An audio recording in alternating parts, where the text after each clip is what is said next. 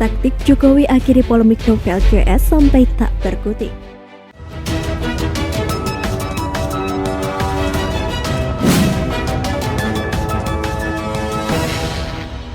Kami mendapatkan surat jawaban dari Bapak Presiden melalui Menseknek secara tertulis. Prinsipnya beliau setuju 56 orang ASN, saya ulangi 56 orang pegawai KPK tersebut untuk bisa menjadi ASN Polri. Kami masih terlalu dini untuk menyikapi hal ini, tetapi yang jelas tentu inisiatif dari Pak Kapolri itu harus kita hormati dan kita hargai, bahkan kami mengucapkan terima kasih. Sekarang ini fokus kita adalah bagaimana agar Komnas HAM, kemudian Ombudsman itu benar-benar dijalankan. KPK dari awal selalu kami sampaikan bahwa KPK tetap berkomitmen melakukan pemberantasan korupsi terhadap siapapun juga. Karena prinsip KPK tidak pernah pandang bulu terhadap para pelaku korupsi. Apa yang disampaikan oleh Ombudsman maupun yang disampaikan oleh Komnas HAM itu kan rekomendasi dan menjadi bahan pertimbangan tentu bagi pemerintah. Nah itu semua masukan yang ada itu menjadi pertimbangan-pertimbangan menurut saya, sehingga ketika muncul usulan dari Kapolri untuk menarik pegawai 56 pegawai KPK yang akan segera berhenti ini untuk ditarik menjadi ASN di Polri, sehingga Presiden mengatakan oke, silakan dilanjutkan dengan mengikuti juga good governance yang ada, yaitu mematuhi ketentuan di Kementerian PAN, PAN, dan Reformasi Birokrasi, serta juga di BKN. Jangan lupa untuk subscribe dan nyalakan lonceng notifikasi. Novel Baswedan dan kawan-kawannya seperti yang kita tahu hampir setiap hari mewarnai berita media.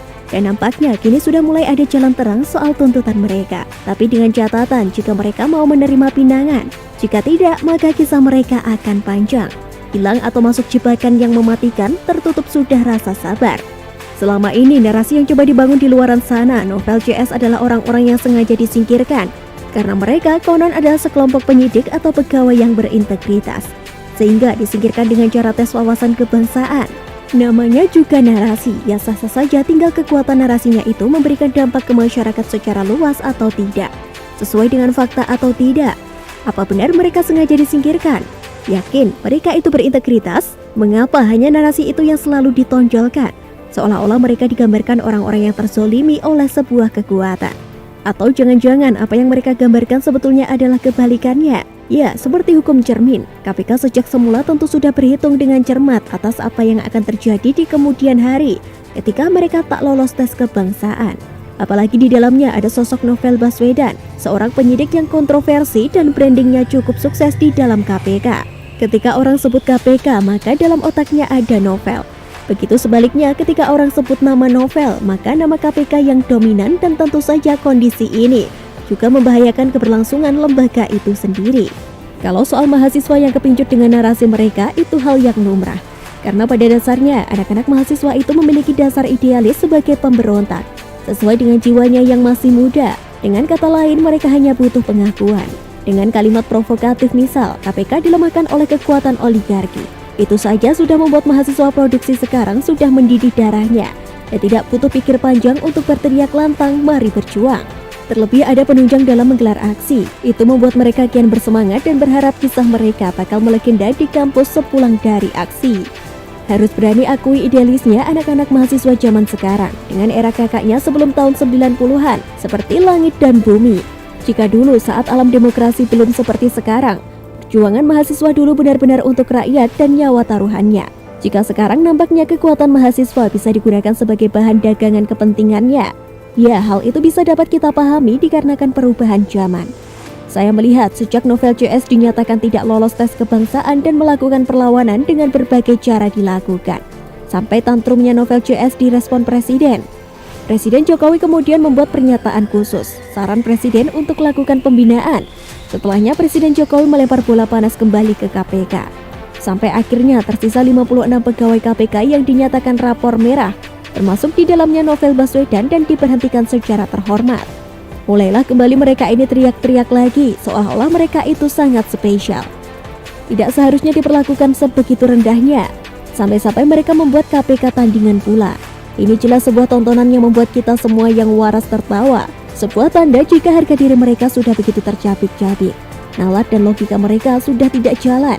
Akhirnya desakan kepada Presiden Jokowi datang dari segala arah termasuk adik-adik mahasiswa melalui BMSI. Lagi dan lagi harus seorang Jokowi mereka akhirnya menggantungkan diri. Padahal dalam sebuah kesempatan Presiden mengatakan sedang menghormati proses hukum yang sedang berjalan dan berpesan jangan apa-apa ke Presiden. Dan seperti yang bisa kita lihat selama ini dalam beberapa bulan Presiden seolah seperti memberikan kepada novel CS ruang untuk salto dan kayang terlebih dahulu. Merengek-rengek seperti anak kecil yang meminta mainan ortunya. Dan rengekannya dibantu melalui jaringan novel CS, baik itu datang dari pengamat, tokoh publik, mahasiswa, ormas atau lembaga.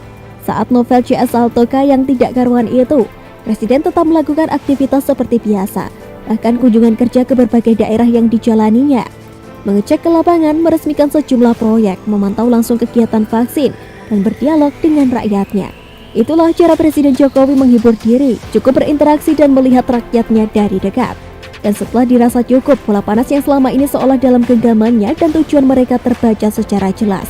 Maka skenarionya, Kapolri Sigit mensurati Presiden Jokowi yang intinya menyatakan Polri siap menampung ke-56 pegawai KPK yang tidak lolos TWK.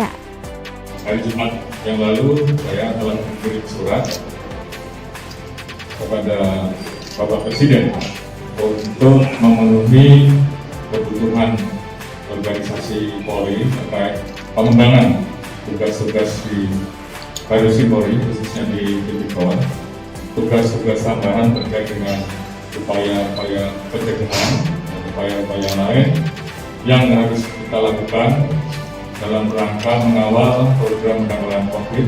Kami mengirim surat kepada Bapak Presiden untuk memohon terhadap 56 orang yang melaksanakan tes TWK yang tidak lulus di tes dan yang tidak dilatih dari ASN KPK untuk bisa kita tarik, kemudian kita rekrut untuk jadi ASN Polri.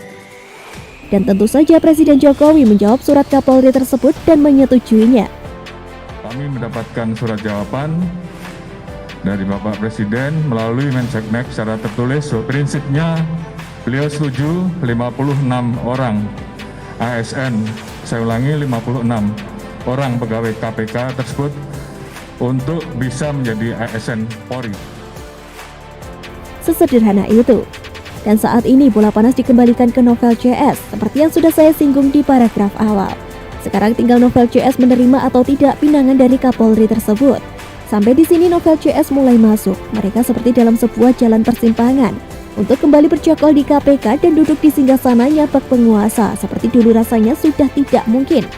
Sementara jika dia masuk menjadi pegawai di bawah naungan Polri, maka sudah dipastikan kewenangannya tidak seperti dulu lagi. Ya pada akhirnya hanya menjadi ASN pada umumnya. Berangkat pagi pulang petang, itu pun label ASN buangan akan melekat seumur hidupnya. Nah yang menarik, novel CS beserta lingkarannya itu harus gigit jari. Mereka tidak berhasil menjebak Presiden Jokowi dengan permainannya. Justru yang terjadi sebaliknya. Dengan skenario usulan dari Kapolri, maka suka atau tidak suka novel CS dipaksa berhubungan dengan Polri bukan Presiden.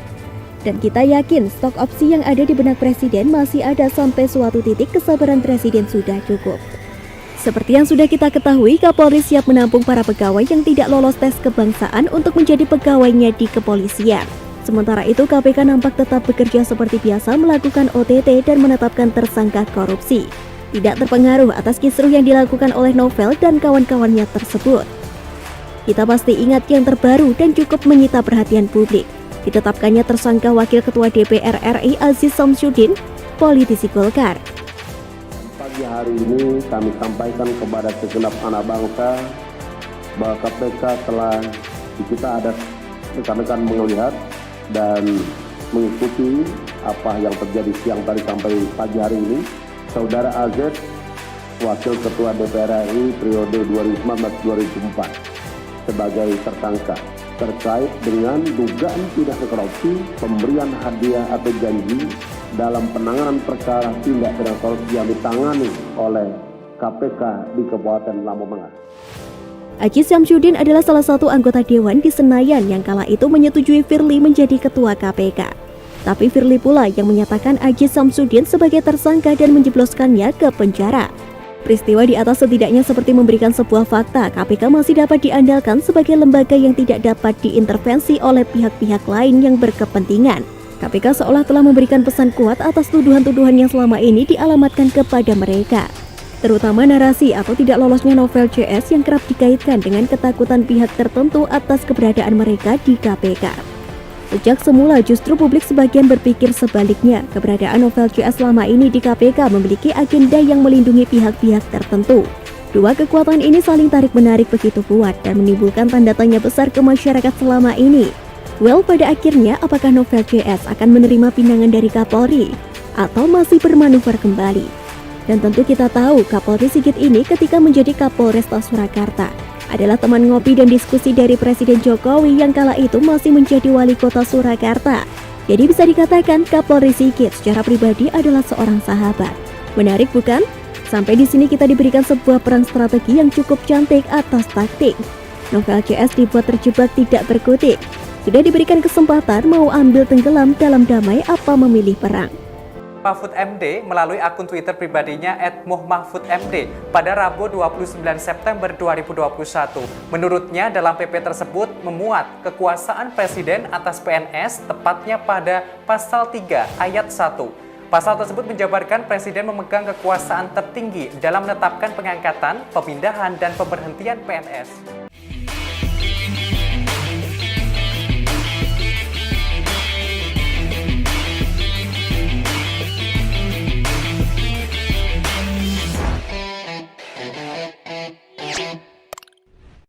Jangan lupa untuk subscribe dan nyalakan lonceng notifikasinya.